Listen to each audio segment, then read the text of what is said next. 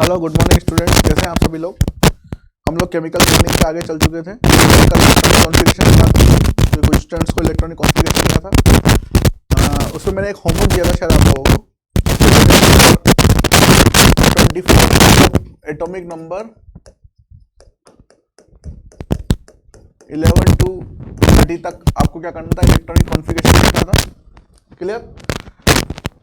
अब सबका तो मैं लिखूंगा नहीं, है ना। तो मुझे पता है कि आप लोगों को एटॉमिक कॉन्फ़िगरेशन लिखना आता है। सोडियम का आप लोगों ने लिख लिया होगा 1s2 2s2 2p 6 3s1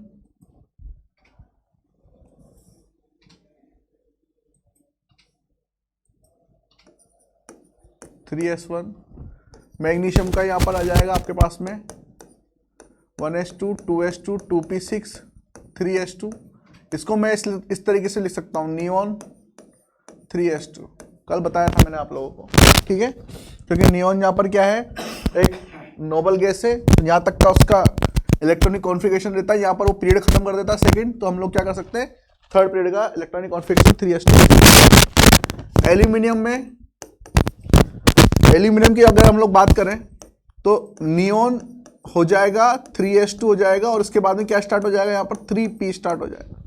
अभी क्या चलेगा, पूरे 6 इलेक्ट्रॉन यहाँ पर भरे जाएंगे। कहाँ तक भरे जाएंगे, आर्गन तक भरे जाएंगे।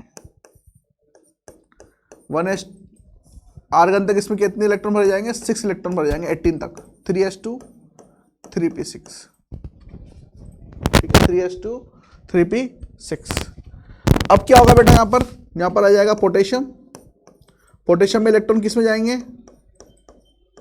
ये फिर से मैं क्या कर सकता हूँ, अब यहाँ तक आर्गन आ गया, पीरियड चेंज हो गया, वापस से फोर्थ पीरियड आ जाएगा पोटेशियम के लिए। तो मैं क्या कर दूँ, यहाँ पर आर्गन लिख सकता हूँ, आर्गन 4s1। और ये कैल्शियम आ जाएगा यहाँ पर एटॉमिक नंबर 20, तो मैं इसके लिए लिख सकता हूँ आर्गन 4s2, ठीक है। इसके बाद हो जाएंगे हमारी किसकी, 20 तक के इलेक्ट्रॉनिक कॉन्फ़िगरेशन की। अब हम लोग बात करेंगे 21, स्कैंडियम होता है। अगर आपको 21 से 30 तक याद नहीं है तो आपको याद करना ही पड़ेगा। Scandium, titanium, vanadium, chromium, manganese, iron, cobalt, निकल, कॉपर एंड जिंक, ठीक है। एटॉमिक नंबर 21 to 30 तक आपको याद करना ही पड़ेगा। इसको याद करने का तरीका है, साइंस टीचर विनीता कृपलानी, मन फेकोनी, क्यों ऐसे याद कर सकते हैं, ठीक है। कोड वर्ड अपना याद करने का। स्कैंडियम 21, स्कैंडियम के लिए मैं क्या लिख सकता हूं, आर्गन 18 तक, 18 इलेक्ट्रॉन यहाँ फिल हो गए, 4s2 20 हो गए, फिर 3d में जाएगा electron 4s2 3d 1। Next scandium के बाद में आएगा टाइटेनियम 22, आर्गन 4s2 3d 2, फिर आएगा वेनेडियम, आर्गन 4s2 3d 3। अब जैसे ही यहां पर आ जाएगा क्रोमियम 24, तो देखो क्या होगा, आर्गन 4s2 3d 4, ये हुआ। 4s2 3d 4 का मतलब क्या है, 4s2 3d 4 का मतलब है कि ये s में 2 इलेक्ट्रॉन है, और ये d के अंदर कितने ऑर्बिटल होते हैं, 5, और इसमें 4 इलेक्ट्रॉन है, ठीक है। अब होना तो यही चाहिए, लेकिन ये नहीं होता, ठीक है। ये क्या है, एक एक्सेप्शन है। ये एक्सेप्शन किस चीज का है कि हमें क्या देखनी पड़ती है, स्टेबिलिटी देखनी पड़ती है, किसकी, इलेक्ट्रॉन फील्ड ऑर्बिटल्स की, ठीक है। इलेक्ट्रॉन फील्ड ऑर्बिटल्स की हमें क्या करनी पड़ती है, स्टेबिलिटी देखनी पड़ती है। तो अगर ये पूरा फुल फील्ड हो जाता है ना बेटा, तो सबसे ज्यादा स्टेबिलिटी किसकी होती है, उसकी होती है। फुल फील्ड ऑर्बिटल की स्टेबिलिटी सबसे ज्यादा होती है। उसके बाद में स्टेबिलिटी होती है हाफ फील्ड ऑर्बिटल्स की,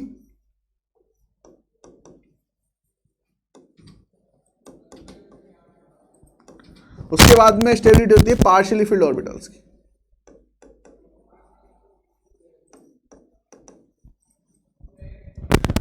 यह है स्टेबिलिटी सीक्वेंस।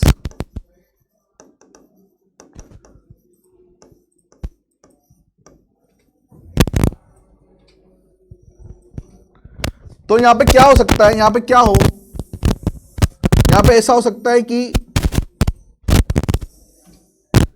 ये जो इलेक्ट्रॉन है, पेड इलेक्ट्रॉन है, ये आउटरमोस्ट शेल के इलेक्ट्रॉन है, देखो ये दोनों क्या है, आउटरमोस्ट शेल के इलेक्ट्रॉन है। तो अगर मैं थोड़ी सी एनर्जी यहां पे प्रोवाइड करूं, इसको बोलते हैं प्रमोशन एनर्जी। क्या बोलते हैं? प्रमोशन एनर्जी या फिर एक्साइटेशन एनर्जी। थोड़ी सी एनर्जी इसको प्रमोट करूं, इसको एनर्जी दूं, और ये इलेक्ट्रॉन जंप मार के कहां चला जाए, यहां पे चला जाए। तो अगर इलेक्ट्रॉन जंप मार के यहां पे चला जाएगा तो इसका जो आउटरमोस्ट इलेक्ट्रॉनिक कॉन्फ़िगरेशन होगा, देखो किस तरीके का हो जाएगा, वो इस तरीके का हो जाएगा। ये जो पेड इलेक्ट्रॉन है इसका ही, इसको हम लोग बोलते हैं लोन पेयर। तो ये इलेक्ट्रॉन कहां चला जाएगा, जंप मार के यहां चला जाएगा। तो अब देखो ये क्या हो गया बेटा, ये हो गया पूरा का पूरा हाफ फील्ड ऑर्बिटल। और हाफ फील्ड ऑर्बिटल की स्टेबिलिटी, इसकी स्टेबिलिटी इससे क्या, इसको क्या बोलते हैं, पार्शियली फील्ड। ठीक है, एक होता है फुल फील्ड, एक होता है हाफ फील्ड, और दूसरा होता है पार्शियली फील्ड। तो जो हाफ फील्ड हम लोगों ने कर दिया, 5 ऑर्बिटल है ना, इसमें कितने हैं, 5 ऑर्बिटल डी में, और सब में मैंने एक एक इलेक्ट्रॉन बिठा दिया। जैसे यहाँ पर एक ऑर्बिटल खाली था, ठीक है, मैंने यहाँ पर सब में एक एक इलेक्ट्रॉन बिठा दिया। तो एक इलेक्ट्रॉन बिठाने की वजह से पूरा पूरा जो ऑर्बिटल, जो सबसेल है डी, क्या हो गया, एक तरीके से हाफ फील्ड हो गया। और हाफ फील्ड ऑर्बिटल की स्टेबिलिटी पार्शियली फील्ड से ज्यादा होती है। तो इसका इलेक्ट्रॉनिक कॉन्फ़िगरेशन ये ना होकर इसका इलेक्ट्रॉनिक कॉन्फ़िगरेशन हो जाएगा argon 4s1 3d5, 4s1 3d5, ठीक है, 4s1 3d5। लेकिन यहां पर एक चीज और ध्यान रखना कि ये अंदर होता है, ये बाहर होता है। ये क्या होता है, ये अंदर होता है, ये बाहर होता है। तो भाई देखो न्यूक्लियस जो होता है हमारा, इसके के एल एम इस तरीके से चलते हैं। और मैंने आपको बताया कि ए के अंदर क्या होता है, एस होता है, एल के अंदर भी क्या होता है, एस और पी दोनों होते हैं, एम के अंदर क्या होता है, एस पी डी दोनों होते हैं, तीनों होते हैं। तो ये जो डी वाले हैं ये क्या आएंगे, इस एस के अंदर भी होंगे, क्योंकि 3s 3p और 3d तीनों एक ही शेल के सबसेल है। ठीक है, ये एक ही शेल में रखे गए। इसके बाद आता है 4s, लेकिन 4s की एनर्जी जो है 3d से कम होती है, इसलिए पहले उसको भरा जाता है। इतना सा डिफरेंस है। इसका मतलब ये होगा कि जब भी अगर हमें इलेक्ट्रॉन निकालने हैं, मान लीजिए ये मेरे पास में आ गया किसका, क्रोमियम का। अगर मुझे यहाँ पे कभी भी इलेक्ट्रॉन निकालने होंगे, मतलब कि मुझे यहाँ पर पॉजिटिव चार्ज जब भी देना होगा क्रोमियम को, इसके इलेक्ट्रॉन निकालने होंगे, तो सबसे पहले इलेक्ट्रॉन कौन सा निकलेगा, 4s। सबसे पहले ये वाला इलेक्ट्रॉन निकलेगा 4s का। वैसे ही इसके अंदर भी है, सबसे पहले इलेक्ट्रॉन कहां से निकलेंगे, 4s से। उसके बाद में फिर डी से इलेक्ट्रॉन निकलेंगे। क्लियर? इलेक्ट्रॉन पहले फिल किससे किए जाते हैं, एस में फिल किए जाते हैं, 4s में। यहां पर इन दोनों का बस यही थोड़ा सा है कि आपको ध्यान से रखना पड़ेगा। 4s और 3d में इलेक्ट्रॉन पहले किस में फिल किए जाएंगे, 4s में, फिर 3d में। लेकिन निकाले किससे जाएंगे, पहले 4s से। मतलब जिसमें पहले इलेक्ट्रॉन फिल किए जाएंगे उसी से ही पहले इलेक्ट्रॉन निकाले जाएंगे। ठीक है, सिंपल सा ही है। क्लियर? इतना आपको याद रखना है, बहुत इंपॉर्टेंट चीज है जो मैंने आपको बताई है ना। जहां पर इलेक्ट्रॉन पहले फिल किए जाएंगे वहीं से इलेक्ट्रॉन पहले निकाले जाएंगे। मतलब 4s से इलेक्ट्रॉन अगर आपने एंटर कराया है तो 4s से इलेक्ट्रॉन पहले निकाला जाएगा जब भी हमें वहां से निकालना होगा। ठीक है, तो ये थी क्रोमियम तक का इलेक्ट्रॉनिक कॉन्फ़िगरेशन। अब इसके बाद हम लोग बात करते हैं 25 से। 25 एटम नंबर किसका आएगा, क्रोम के बाद कौन आता है, साइंस टीचर मैग्नीज। 25 आर्गन। अब देखो बेटा यहां पर देखो, ये मैंने भरा आर्गन 4s1 3d5 भर दिया। लेकिन मैंने इसका एक इलेक्ट्रॉन क्या कर दिया था, खाली कर दिया था। इसका एक इलेक्ट्रॉन क्या कर दिया था, खाली कर दिया था। तो वापस से मुझे क्या करना पड़ेगा, इसको कंप्लीट करना पड़ेगा, है ना। इसको क्या करना पड़ेगा, फुलफिल करना पड़ेगा। तो अब जो नेक्स्ट एलिमेंट आएगा मैग्नीज, वो क्या करेगा, अपना इलेक्ट्रॉन यहां पर एंटर करवाएगा, किसमें, 4s। तो इसका इलेक्ट्रॉनिक कॉन्फ़िगरेशन हो जाएगा 4s2 3d5। ठीक है, मैग्नीज के बाद में आएगा आयरन 26। अब ये फुल फिल हो गया, यहां पे इलेक्ट्रॉन फिल किए जाएंगे। तो argon 4s2 3d6। Cobalt argon 4s2 3d7, निकल 28, argon 4s2 3d8।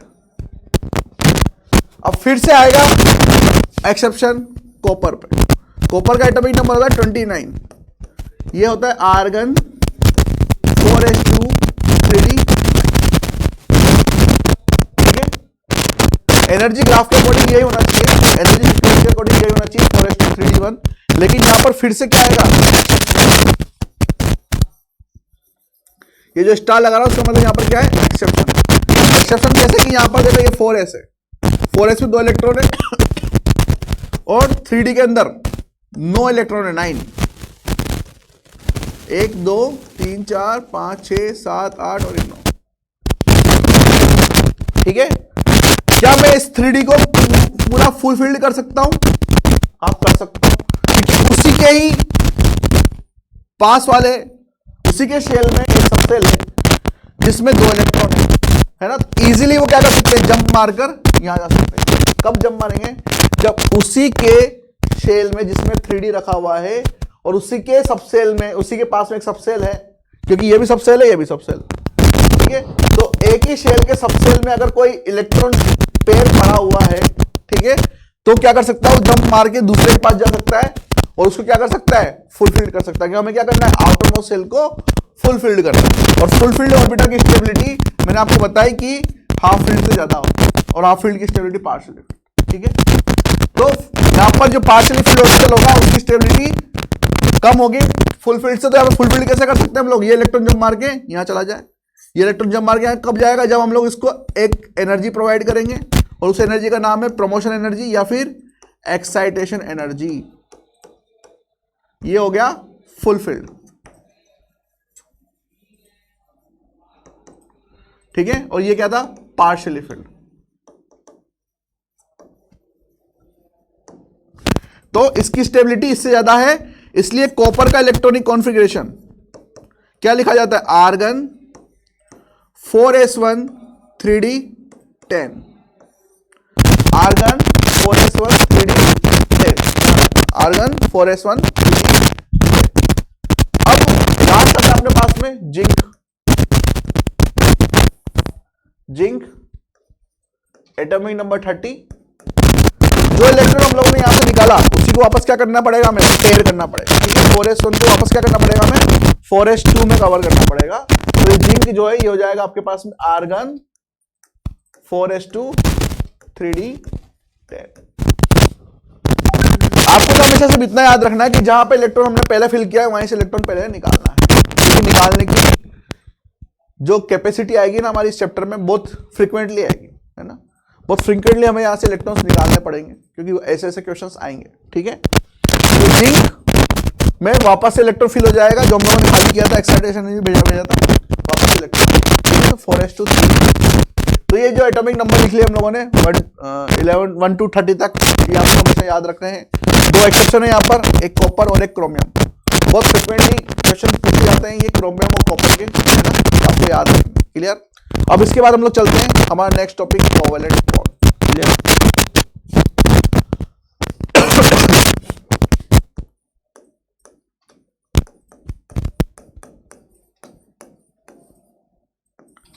Covalent bond. Covalent bond कैसे बनते भाई, आयनिक बॉन्ड कैसे बनते थे बताओ। आयनिक बॉन्ड बनते थे जब हम लोग क्या करते थे, जैसे NaCl, है ना, सोडियम के आउटर मोस्ट सेल में 1 इलेक्ट्रॉन, क्लोरीन के आउटर मोस्ट सेल में 1 इलेक्ट्रॉन की कमी, 7 इलेक्ट्रॉन, है ना। तो हम क्या करते थे, सोडियम का इलेक्ट्रॉन पूरा का पूरा किसको दे देते थे, क्लोरीन को, और वहां पे क्या बन जाता था, आयनिक बॉन्ड बन जाता था, है ना। लेकिन यहां पर कोवेलेंट बॉन्ड में क्या होती है, इलेक्ट्रॉन की म्यूचुअली शेयरिंग होती है, इलेक्ट्रॉन की म्यूचुअली शेयरिंग होती है। और वो इलेक्ट्रॉन कौन से होते हैं, आउटर मोस्ट सेल के इलेक्ट्रॉन, ठीक है। तो आप सबसे पहले इसकी डेफिनेशन लिखिए, it is formed by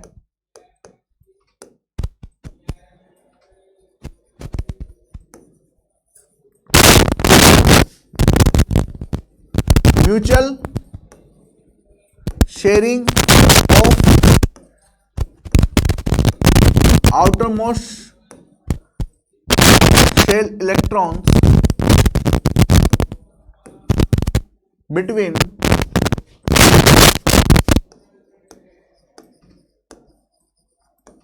the two atoms.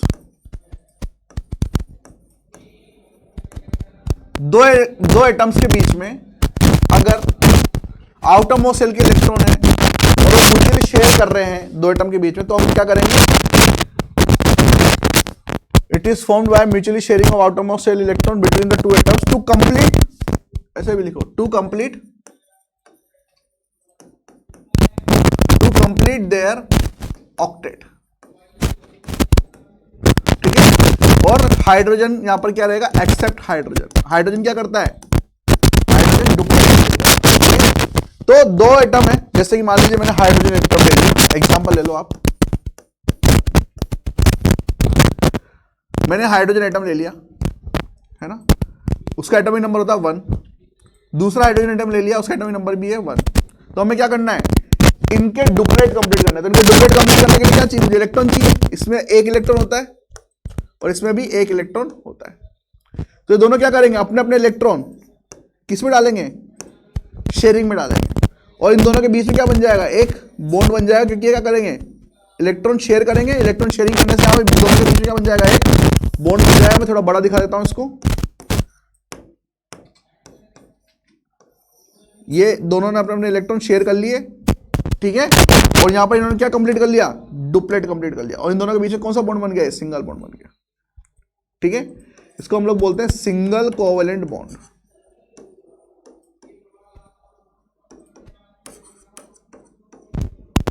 ठीक है, इसका मतलब ये हुआ कि ये क्या करते हैं, कोवेलेंसी, ये जो कोवेलेंट बॉन्ड बनते हैं तो दो इलेक्ट्रोनेगेटिव एलिमेंट के बनते हैं, दोनों इलेक्ट्रोनेगेटिव एलिमेंट है। अगर दोनों इलेक्ट्रोनेगेटिव एलिमेंट एक जैसे हैं, सेम एटम है, तो क्या होंगे, वो नॉन पोलर होंगे। ये जो बॉन्ड होगा ये क्या होगा, नॉन पोलर। लेकिन अगर दोनों डिफरेंट है, दोनों की इलेक्ट्रोनेगेटिव डिफरेंट है, तो क्या बन जाएगा, पोलर कोवेलेंट बॉन्ड। बताऊंगा मैं क्या होता है। चलो, ये तो हमारा सिंपल सा एग्जांपल था। शेयरिंग ऑफ इलेक्ट्रॉन जो होता है उसमें 2 पॉइंट मेन होते हैं। शेयरिंग ऑफ इलेक्ट्रॉन के लिए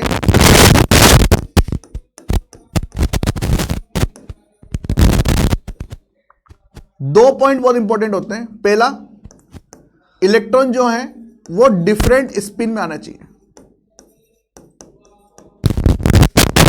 इलेक्ट्रॉन होंगे वो डिफरेंट स्पिन में आएंगे। मतलब अगर ये दोनों आपस में पार्टिसिपेट करने आ रहे हैं तो यहां पर क्या बन रहा है, कोवेलेंट बॉन्ड बन रहा है। तो ये इलेक्ट्रॉन अगर इस तरीके से आया होगा तो ये इलेक्ट्रॉन इस तरीके से, दोनों की क्या होनी चाहिए, स्पिन डिफरेंट होनी चाहिए। शेयरिंग इलेक्ट्रॉन जो है दोनों डिफरेंट स्पिन में होंगे। और दूसरा, present between two atoms, they should present between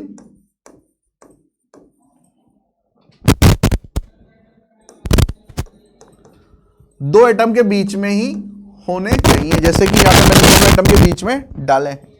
ठीक है, तो शेयरिंग ऑफ इलेक्ट्रॉन के लिए ये जो शेयर कर रहे हैं म्यूचुअली शेयरिंग, तो उसके लिए कंडीशन, दो कंडीशन है। पहला, electron should be in different spin and electron should be present between the two atoms. ठीक है, दोनों डिफरेंट स्पिन में आएंगे, एक क्लॉकवाइज आएगा, दूसरा एंटी क्लॉकवाइज आएगा, अदरवाइज इन दोनों की शेयरिंग नहीं हो पाएगी। फिर क्या करेंगे, शेयरिंग में एक दूसरे को रिपल करेंगे। तो अगर दोनों एक दूसरे की अपोजिट डायरेक्शन में आ रहे हैं तो रिपल से बच जाएंगे, है ना, क्योंकि दोनों पे सेम चार्ज है, और सेम चार्ज वाले अगर एक साथ आएंगे एक ही डायरेक्शन में तो एक दूसरे को रिपल करेंगे। ठीक है, तभी आपने देखा होगा मैं हमेशा रेलवे पे जब दो ट्रेनें दौड़ती है तो अगर दोनों ट्रेनें साथ में आ रही है तो एक की स्पीड कम कर दी जाती है, दूसरे को हाई स्पीड में निकाला जाता है ना, निकाला जाता है, क्योंकि वहां पर क्या हो सकता है, ट्रैक टूटने का खतरा हो सकता है। उसी तरीके से यहां पर भी ये एक दूसरे क्या कर सकते हैं, रिपल कर सकते हैं। अगर एक ही डायरेक्शन में आ रहे हो, क्लॉकवाइज, दोनों क्लॉकवाइज आएंगे, दोनों एंटी क्लॉकवाइज आएंगे, तो क्या हो सकता है, यहाँ पर दोनों के बीच में रिपल हो सकता है और वहां पर बॉन्ड टूट सकता है। इसलिए क्या करेंगे, ये एक क्लॉकवाइज आएगा तो दूसरा एंटी क्लॉकवाइज आएगा। क्लियर? ये जो शेयरिंग है ये 3 तरीके से हो सकती है। शेयरिंग ऑफ इलेक्ट्रॉन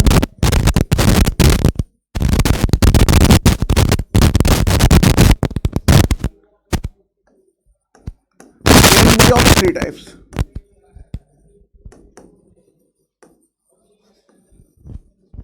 ठीक है, कैसे हो सकती है? वो डिपेंड करता है किस पे? नंबर ऑफ शेयरिंग इलेक्ट्रॉन्स पे। किस पे डिपेंड करता है? Number of sharing electrons. ठीक है, नंबर ऑफ शेयरिंग इलेक्ट्रॉन के अकॉर्डिंग उनके बीच में क्या बनते हैं? इलेक्ट्रॉन पेयर बनते हैं, और इलेक्ट्रॉन पेयर की वजह से क्या बनते हैं? फिर बॉन्ड बनते हैं। ठीक है, मान लीजिए वहां पर नंबर ऑफ शेयरिंग इलेक्ट्रॉन अगर 2 हैं,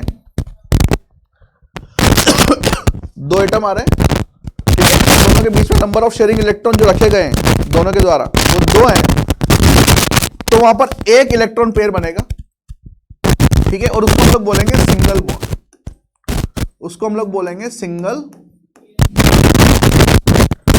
ठीक है, अगर वहां पर नंबर ऑफ शेयरिंग इलेक्ट्रॉन 3 है, सॉरी 4 है, तो होगा नहीं। नंबर ऑफ शेयरिंग इलेक्ट्रॉन वहां पर 4 है, तो इलेक्ट्रॉन पेयर बनेंगे वहां पर 2, और उन दोनों के बीच में बॉन्ड बनेगा, उसको हम लोग बोलेंगे डबल बॉन्ड।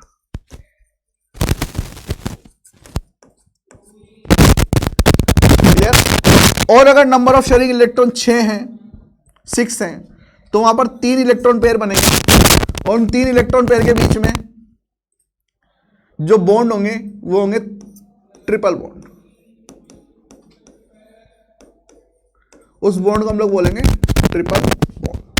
तो यहां पर शेयरिंग ऑफ इलेक्ट्रॉन के लिए 2 कंडीशन थी, इससे पहले मैंने बताई कि दोनों डिफरेंट स्पिन होने चाहिए, दोनों एटम के बीच में होना चाहिए, और शेयरिंग ऑफ इलेक्ट्रॉन 3 टाइप के बॉन्ड बना सकते हैं। ठीक है, कौन कौन से हैं? Single bond, double bond and triple bond. Clear? अब जैसे हम लोग एक एक करके एग्जांपल देखते हैं, है ना, एक एक करके क्या करते हैं? एग्जांपल देखते हैं। सबसे पहला एग्जांपल हम लोगों ने देखा किसका? H2 का, सिंगल बॉन्ड का एग्जांपल।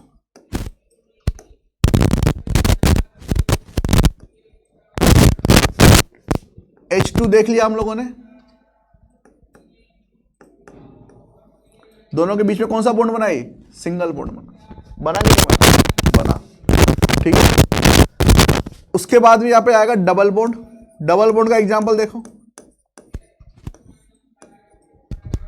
ये एग्जांपल सिंगल बॉन्ड का था H2। ठीक है, डबल बॉन्ड का एग्जांपल है O2। बताता हूं मैं। एक ऑक्सीजन के पास में एटॉमिक नंबर होता है 8, इसके एटॉमिक शेल में कितने इलेक्ट्रॉन होंगे? 1s2 2s2 2p4। इसका मतलब इसका एटॉमिक शेल में कितने इलेक्ट्रॉन है? ये 6 इलेक्ट्रॉन है ना, ये पूरा एटॉमिक शेल है इसका। क्लियर? दूसरे ऑक्सीजन के पास में क्या होंगे? ये एटॉमिक शेल में ये इलेक्ट्रॉन है। तो देखो, ये ऑक्सीजन है, ये दूसरा ऑक्सीजन है, बड़ा बना दिया, छोटा कर देते हैं। हमने तो ध्यान रखना कि कोई भी एटम जो है उसके आउटरमोस्ट सेल में जितने इलेक्ट्रॉन की कमी है ना, वो उतने ही इलेक्ट्रॉन वहां पे क्या करेगा? शेयरिंग में पार्टिसिपेट करवाएगा। किसी भी एटम के पास में आउटरमोस्ट सेल में जितने इलेक्ट्रॉन की कमी है वो उतने ही इलेक्ट्रॉन शेयरिंग में पार्टिसिपेट करवाएगा। जैसे कि हाइड्रोजन था, हाइड्रोजन के आउटरमोस्ट सेल में 1 इलेक्ट्रॉन की कमी थी, ठीक ही नहीं, क्योंकि उसके पास एक ही होता है, डुप्लीकेट ही कर सकता है वो, है ना, इतना सुरमा है ही नहीं, उतनी एनर्जी उसके पास होती नहीं है ना, उसके पास इतनी साइज होती है कि वो क्या करे? 8 इलेक्ट्रॉन कंप्लीट कर ले। क्लियर? तो वो डुप्लीकेट तक ही पहुंचता है ना, जितनी चादर होती है उतना पेड़ पकड़ता है वो। उसी तरीके से जो ऑक्सीजन है, ऑक्सीजन क्या कर सकता है? अपना ऑक्टेट कंप्लीट कर सकता है। ऑक्टेट कंप्लीट करने के लिए कितने इलेक्ट्रॉन की जरूरत है? 2 इलेक्ट्रॉन की जरूरत है। देखो 2 4 6 हो गए, उसके एटॉमिक शेल में 6 इलेक्ट्रॉन है, उसको 2 इलेक्ट्रॉन की रिक्वायरमेंट है, और 2 इलेक्ट्रॉन की रिक्वायरमेंट के लिए क्या करता है वो? 2 ही इलेक्ट्रॉन क्या करता है? अपने शेयरिंग में पार्टिसिपेट करवाता है। तो इस ऑक्सीजन ने अपने 2 इलेक्ट्रॉन शेयरिंग में पार्टिसिपेट करवाए, और इस ऑक्सीजन ने भी अपने इलेक्ट्रॉन शेयरिंग में पार्टिसिपेट करवाए। ठीक है, और यहां पर कितने इलेक्ट्रॉन बच गए? दोनों के पास में 4 इलेक्ट्रॉन बच गए, मतलब 2 इलेक्ट्रॉन पेयर, इनको लोन पेयर बोलेंगे, अभी हम बात करते हैं। ठीक है, इस तरीके से यहां पर इलेक्ट्रॉन रख दिए गए हैं। अब क्या होगा? ये दोनों इलेक्ट्रॉन शेयर कर लेगा, ये वाला ऑक्सीजन भी, और ये वाला ऑक्सीजन भी क्या कर लेगा? दोनों इलेक्ट्रॉन शेयर कर लेगा। ठीक है, और इलेक्ट्रॉन शेयरिंग करने की वजह से इन दोनों के बीच में कौन से टाइप के बॉन्ड बन जाएंगे? ठीक है, बॉन्ड बन जाएंगे, इनको बोलेंगे कोवैलेंट बॉन्ड। कौन से covalent bond? Double covalent. Clear? ये डबल बॉन्ड का एग्जांपल। अब यहां पर 2 तरह के बॉन्ड बन रहे हैं, है ना, दो तरह के इलेक्ट्रॉन थे यहां पर, देखो ये हो गए हमारे पास में bond pair.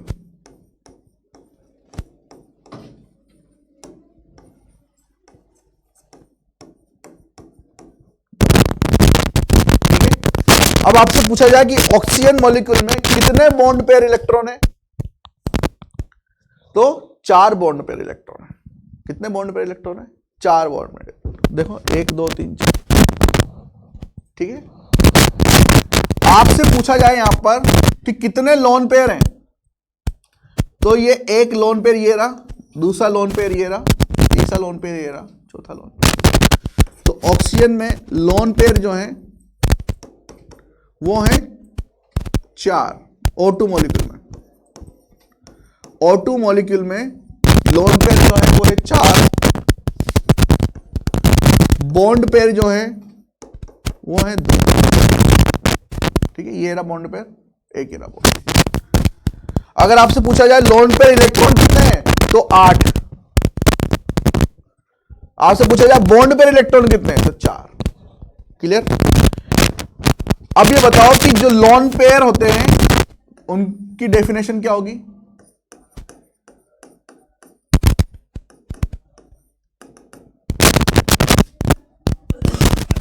The electron of outermost cell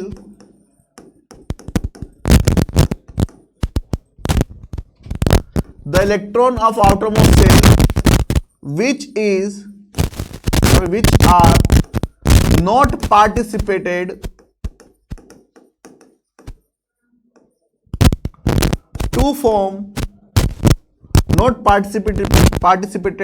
form bond pair known as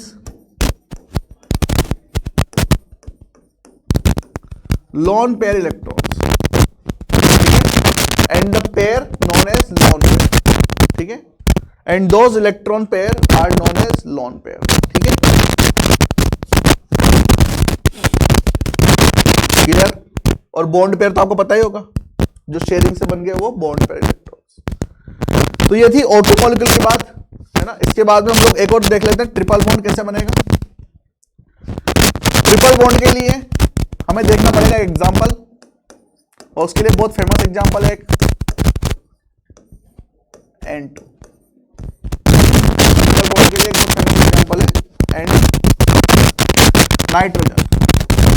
सभी को पता होगा नाइट्रोजन का atomic number 7, 1s2, 2s2, 2p3। ये आउटरमोस्ट सेल है इसका, और आउटरमोस्ट सेल में कितने इलेक्ट्रॉन है इसके पास में? 5 इलेक्ट्रॉन्स हैं।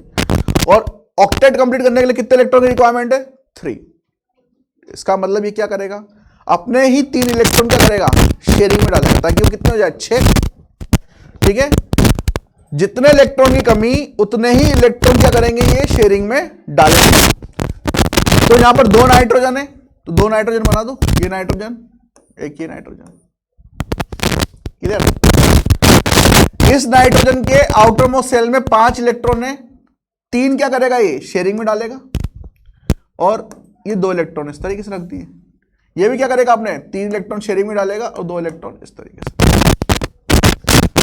ठीक है, तो यहां पर हर नाइट्रोजन के पास में क्या हो जाएगा, ऑक्टेट कंप्लीट हो जाएगा by the mutual sharing of electrons.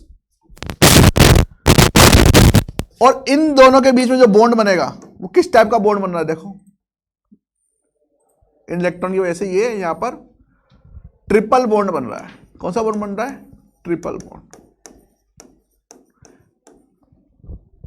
और यहां पर जो ये बच गए हैं इनको क्या बोला जाएगा, लोन पेयर।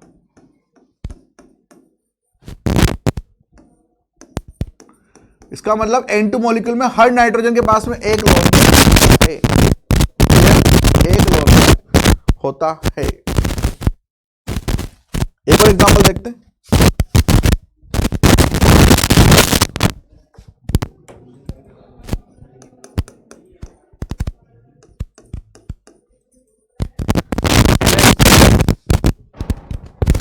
ठीक है, NH3 में जो नाइट्रोजन है उसके आउटर मोस्ट सेल में 5 इलेक्ट्रॉन है, लेकिन जो हाइड्रोजन इससे लगे हुए हैं उनके आउटर मोस्ट शेल में क्या है, 1 इलेक्ट्रॉन। तो हाइड्रोजन क्या करेगा, एक ही इलेक्ट्रॉन पार्टिसिपेट करवाएगा, किसमें, शेयरिंग में। और नाइट्रोजन में कितने इलेक्ट्रॉन रिक्वायरमेंट है, 3 इलेक्ट्रॉन रिक्वायरमेंट है, तो अपने 3 इलेक्ट्रॉन शेयरिंग में पार्टिसिपेट करवाएगा। तो अपने 3 इलेक्ट्रॉन इस तरीके से दे देगा नाइट्रोजन शेयरिंग के लिए, ले लो भाई शेयरिंग कर लो, हाइड्रोजन शेयरिंग, दिल खुश कर लो अपना, है ना। तो ये शेयरिंग में डाल दिए। और हाइड्रोजन को क्या चाहिए, एक एक इलेक्ट्रॉन चाहिए, डुप्लेट कंप्लीट करना, उसको ऑक्टेट कंप्लीट करने की रिक्वायरमेंट नहीं है, डुप्लेट कंप्लीट। और नाइट्रोजन के पास में कितना इलेक्ट्रॉन होता है, टोटल 5, 1 2 3 4 5। अब क्या होता है यहाँ पे, ऑक्टेट कंप्लीट करने के लिए क्या होगी, म्यूचुअली शेयरिंग होगी। तो क्या करेगा नाइट्रोजन, ये पूरे के पूरे इलेक्ट्रॉन अपने पास शेयर कर लेगा। और उसी तरीके से हाइड्रोजन भी क्या कर लेगा, अपने अपने इलेक्ट्रॉन शेयर कर लेगा। ठीक है, तो यहां पर बॉन्ड बन जाएंगे, ये जो बॉन्ड बन गए, 3 सिंगल बॉन्ड बन गए, 3 single bond between nitrogen and hydrogen. ठीक है, और एक क्या बच गया यहां पर, लोन पेयर, एलपी लिखूंगा मैं लोन पेयर। क्लियर। तो आगे और भी एग्जांपल्स हैं जो मुझे आपको एक्सप्लेन करने हैं, फिर इसके बाद में इसकी एसेंशियल कंडीशंस आएंगी कोवेलेंट बॉन्डिंग की, और फिर मुझे बताना आपको इसके अंदर variable valency and covalent bond के जो प्रॉपर्टीज है वो, और फिर हमारा कोवेलेंट बॉन्ड खत्म। और इसके साथ फिर हम लोग चलेंगे आगे वीबीटी, हाइब्रिडाइजेशन, एमओटी एग्राइन पर। ठीक है, तो आप इनके साथ बने रहिए, बहुत इंटरेस्टिंग टॉपिक है, बहुत इंपॉर्टेंट टॉपिक्स है आपकी पूरी केमिस्ट्री के लिए, बने रहिए। तब तक के लिए धन्यवाद।